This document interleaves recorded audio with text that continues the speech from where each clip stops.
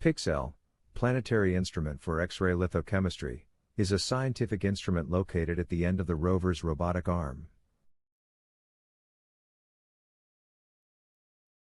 It has an X-ray spectrometer that can focus a beam on a tiny rock spot, and the induced X-ray fluorescence will signal the presence of microbial life. As well as the spectrometer, which can detect chemical elements at a tiny scale, it has a camera to take close-up pictures of rocks and soil textures.